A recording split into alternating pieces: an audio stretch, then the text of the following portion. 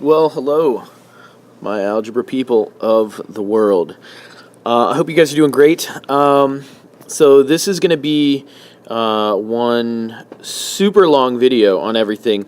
Halfway through, though, you're going to have to pause, and I'll tell you when, and watch a different video on making a scatter plot on our calculator. But hopefully you've got your calculator by it, where you're going to do tons and tons of calculations today that are easily done with the calculator, as opposed to you and I doing these mentally or on paper. As you can see, here's our notes for today. So we got a lot of stuff. This will be 2 days. So this is Wednesday and Thursday for this week that we're going to be doing it. We all work at different paces, so we're all going to be in different spots. Hopefully you remembered your headphones.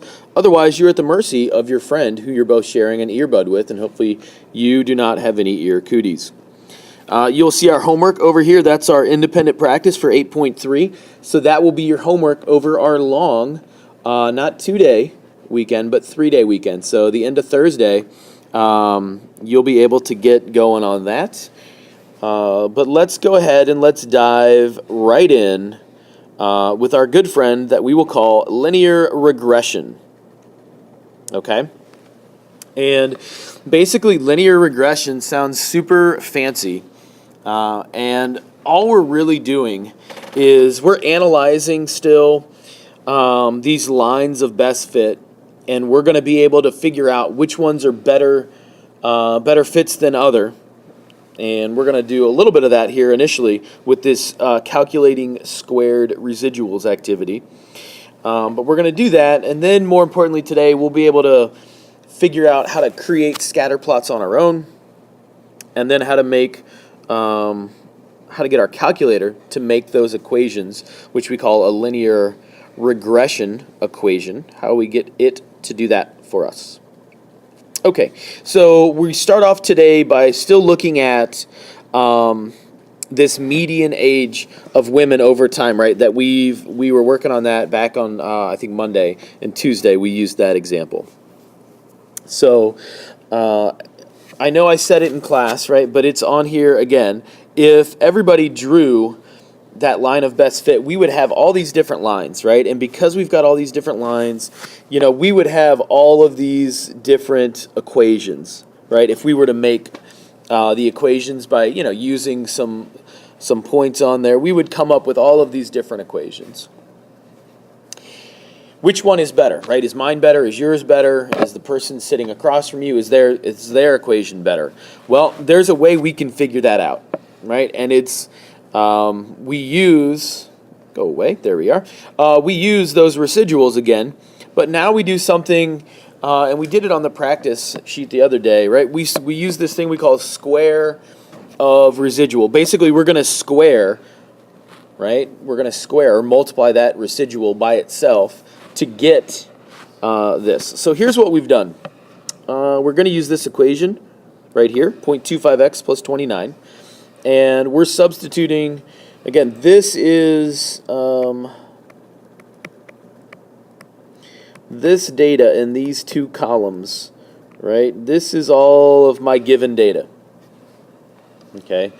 From this equation, we are now predicting, all right, what our equation or our line of best fit, we're going to use that as a prediction to come up with what we think the value should have been, right? So if we plug 0 into this equation, right, 0.25 times 0 plus 29, well, that just equals 29, and that's how we get this guy right here. The actual minus the predicted equals the residual, 0.2. And if you take 0.2 and you square it, well, that equals this number here, 0.04. So that's all we're doing here. So let's go ahead and we're going to fill out this table. Okay. If I plug 10 back into here, so 10 times 0.25, and then I add 29 to it. Let's see, that gets me, I'm looking at my calculator here, 31.5. We do a little bit of subtraction Here my residual is negative. It's negative 0.2. And if we were to square that number, well, we still get the same number, right? Of course, anything squared is a positive number. Let's plug in 34 into our equation. If we do that, interestingly enough, we actually do get 34. So a little bit of subtraction says you'd have 0. The square of 0, still 0. If we plug 30 in here, right? And sorry, that last one I didn't mean to say we plugged in 34. We plugged in 20 into our equation, right? These are all of our x values. Here we're going to plug 30 into our equation. When we do that, I should get 36.5. Again, subtraction says 0, and when we square that, it's 0 as well. Last one, 40, so plug 40 in here. So 40 times 0.25 plus 29, that gives me 39. Again, a little bit of subtraction here, says negative 0.8 is my residual, and then square that, and I get 0.64. Okay, so you can picture this as, hey, here's the equation that I came up with, here's the equation that you came up with, and we're trying to figure out which one of these is better. Whose is better? So here's all of our data for my equation. Now we're going to come up with some data for your equation, and then we're going to compare the two to see who is better at coming up with a line of best fit. Aside from our calculator, which we'll see here in the end, it comes up with the best one. But it's good to understand how all this works. Okay, so let's start to fill out this table. And again, if you want to pause the video and do it on your own to see how you do, that's great. If you just want to go through it with me, that's fine. But we're doing the same process. I'm substituting this value into my equation here, multiplying and adding. So 0.25 times 0 is 0, and 0 plus 28.8, that's how we get 28.8. We subtract these two. All right, that gets me my residual. Then I square 0.4, right, and that's how I get 0.16. Okay, so we plug an x value of 10 in to our equation. It actually spits out 31.3. This, of course, has a difference of 0, so my residual squared is still 0. Let's go ahead and plug 20 into our equation. I'll get 33.8.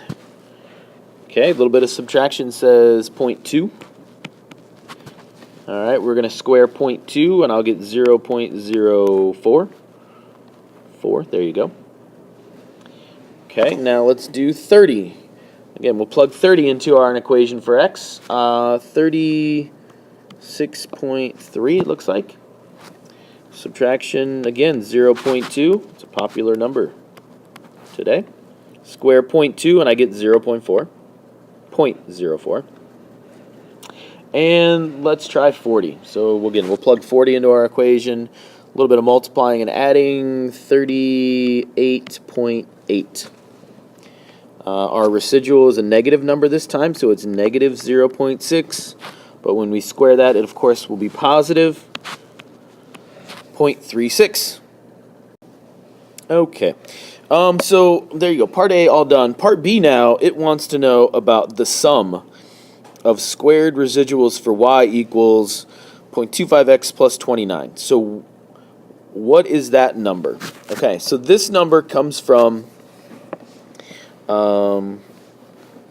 this set of data here, and I want to take all of the squared residuals, so everything right here, okay, and I'm taking the sum of those numbers. So I want to add all of those numbers together. Okay, so add all those numbers together, I get 0.72. Okay, do the exact same thing for all of these numbers. right? And this is the second equation. Let's look at its sum of squared residuals. I'm going to add up all of these numbers. I believe that adds up to 0.60. Okay? So what does that mean? All right, well, let's move on to our next page and see. So remember those two numbers, right? 0.72 was the first line. That was my line. 0.60, we'll say that was your line. Okay? So here we go. It says, which line has the smaller sum of squared residuals? All right, so let me zoom in here and let's get going here. So the second equation did, right? That was the y equals 0.25x plus 28.8. All right. So which line had the smaller sum of squared residuals? The second one did, right? A little bit of foreshadowing is going to tell me that that will be the better line, right, of best fit, right? When we compare those two numbers, smaller one or closer to 0, all right, is the line of best fit, or better fit in this case, because we're dealing with two lines. How does squaring a residual affect its value? Well, how does it affect its value? Well, the first thing I would say is when we square a number, it makes it positive. So any negative residuals will now become positive. Okay, so let's say squaring a number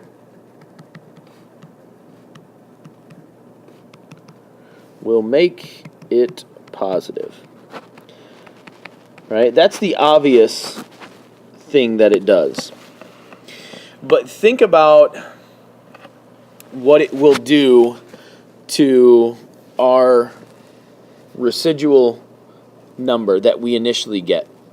Think about that. Remember, what does that number tell me?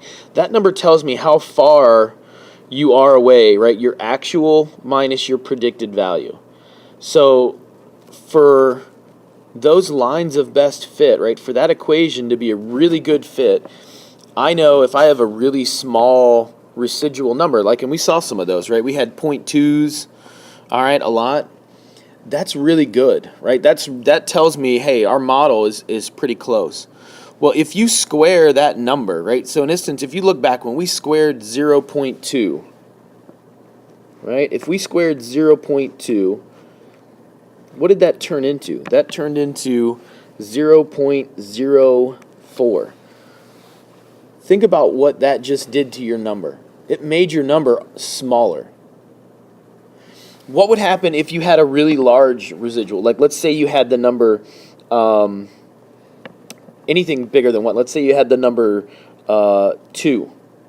Well, when you square 2, you get 4. So think about, and this is the harder thing, when you square a number and that residual value is less than 1, right? It can really be anything between -1 and +1, right? When you square that number, it's going to make it smaller. So any value between -1 and 1, when you square it, it will turn into a smaller number. Interestingly enough, because if you take a number that's outside of that, so if you take any number larger than 1, any number smaller than -1, and you square it, it gets bigger, it gets larger. Well, then what do? We add up all of those squared numbers. So it really is maybe, I guess, easier to see now, right? If I look for the smaller sum, the one that has numbers between -1 and 1 will always win out, because when I square that number, it's making it a smaller number, and then I'm adding up all these small numbers together, right? Smallest number wins.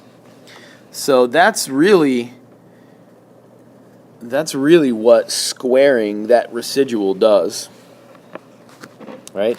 And so I would say, one, we know squaring a number makes it positive, but two, numbers between -1 and 1, right? When I square it, it will make them smaller, and a smaller residual value, right, or sum of that squared residual makes my line of best fit. That's a lot to write in there, but I think if you have what I did and you understand what I said there, you'd be just fine. Okay. All right, moving on. So number 2, here it gives me some residuals, right? It says, hey, you had a line of fit, and here are, let's do this. Here's 4 sets of numbers right here. And then it also gave us another set of 4. And it just wants to know which line fits the data better. How can you tell? Well, we could go through that process, right? These are each residuals. I could go through, square them, add them together. I could do that for the red numbers. I could do that for the blue numbers. Okay, or you could use what I just told you a second ago. Residual values that are between -1 and 1, I know those numbers are going to get smaller when I square them. So look at the blue set. All of those values are between -1 and 1.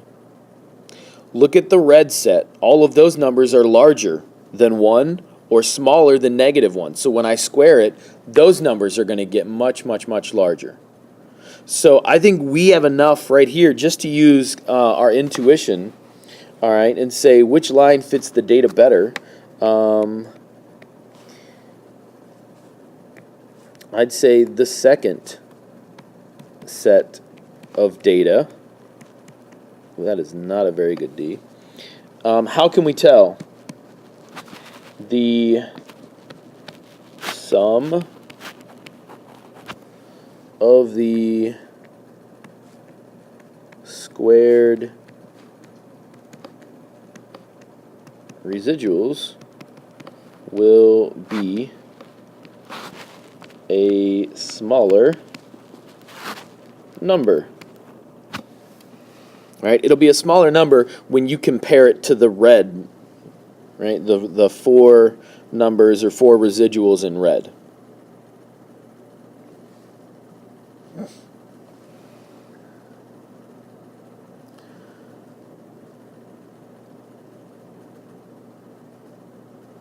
Right? Question B really gets into the sum of the residuals or the sum of the squared residuals. Which is a better measure of the quality of fit? Well, the better measure is always the squared. So always the squared residuals.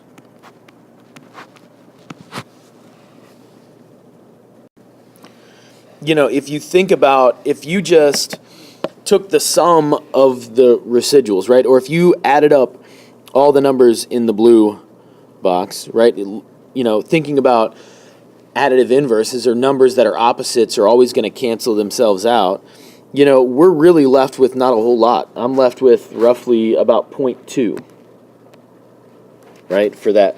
If you went ahead and you just took the sum of the residuals in the red box, you're going to be left with 0.1. So is looking at those two numbers, does that help you that much?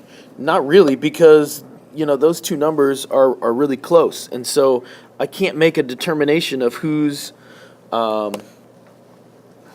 data is better just when I look at that alone. That's why it's important for us to look at the sum of the squared residuals, because when we do that, you know, the -2.5 and the 2.6, those numbers are going to turn into much larger numbers. When I square 0.2 and 0.6 and negative 0.4, those numbers are going to get smaller, and it will be very obvious to use the squared residuals. All right, so clearly the second set of data is a better fit for us, and that's why. So go ahead, you can paraphrase everything I just said into the rest of here on B, and then we will move on with our day.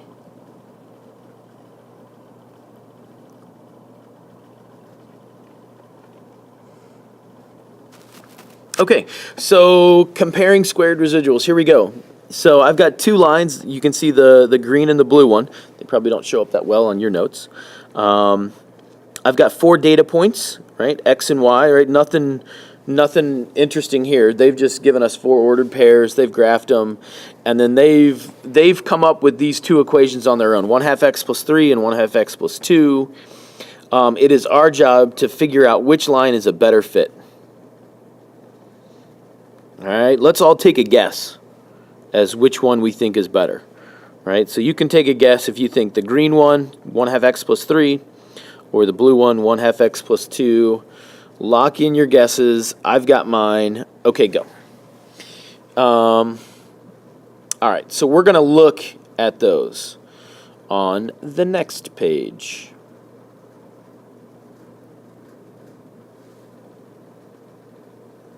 Okay, so here is all of the work that's been done for us with these residuals. So step 1, find the residual of each line. So actual minus predicted gives me my residual.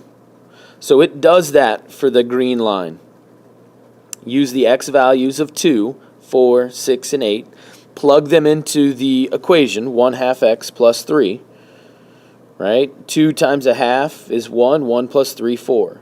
4 times 1/2, 2. 2 plus 3, 5. Right? That's all it does. 1/2 times 6, 3. 3 plus 3 is 6. Okay, so that's where we get our predicted values. Actual minus predicted. There you go. So there's all your residuals for the green. Let's see. So here's all of our predicted values for the blue, and then all of our residuals for the blue. So again, I would ask you, by just looking at those residuals, so in other words, by just looking at what is in this rectangle and this one, can you really tell me which one's a better fit? Not really. I'm really struggling to. I mean, those look pretty close. Okay, step 2, this is where we can start to make some sense of it. So if we square the residuals and then find their sum, now I'll have a number to use. Okay, and so that's what happens here in step 2, right? We went ahead and we squared, 2 and negative 2 and 1 and negative 2. Again, add them all up. And then here you go. So here's your 2 numbers right here, 13 and 15. If you're like me, you thought the green one was a better fit. And now I have proof that it is. It's got the smaller number. All right, so 1/2 x plus 3 is the better fit. Sweet, okay. Suppose the data pair 5, 4 was added to this data set. Which of the 2 lines would be a better fit now? So this is where I want you guys pause the video. Again, take a guess if you want to. So in other words, if we added a 5th data point, right? 5 and 4. Right? Here's what I want you guys to do. So figure out, right, how would that change all of these. So add that row there if you want to, and then come back, right? You're going to have to figure out what the predicted value should be, figure out the residual, take that, square it, add it to the green one for the green equation, add it to the blue number for the blue equation, and see what happens. So if we just add 1.54 to our data, right, if you look back, so that would be adding the 0.54, so right, that point right there, if we add that, what does that do? So go ahead, pause the video. I'm going to erase that line, and then I'm going to move back over here where we were, and I will tell you what the answer is when you come back. Okay, so pause this, do a little bit of work, and then unpause, and you'll see the answer, and everything's going to be awesome. Okay, welcome back. There you go. So there's your answer. So if you add that data point, 54, to that, you go ahead, you calculate everything out with your residuals, you square it, you add them all together. Each one of them now have a sum of residuals squared that's equal to 15.25. So that means both of them are just as good as the other one. Okay, so we don't have a winner, green or blue, in that scenario. Okay. All right. Here's one for your turn now. It says find the sum of the squares of the residuals for the data above using the line y equals 1/2 x plus 4. How good is this fit? So here's what I want you to do. I want you to use those same data points, 2, 6, 4, 3, right? All of these ones here. So use those 1, 2, 3, 4 points. You don't have to use the new point 5, 4.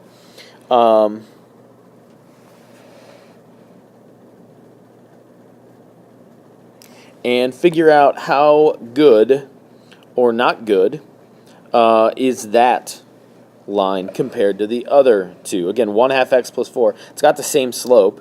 It looks like the y-intercept is at 4 instead of at 3. So it's going to be above the green line on a graph. So go ahead, figure out what its square of its residual is, the sum of that, I should say, the sum of the squares of its residuals, and then compare that to the two that we originally had over here, 13 and 15, and then tell me what you think there.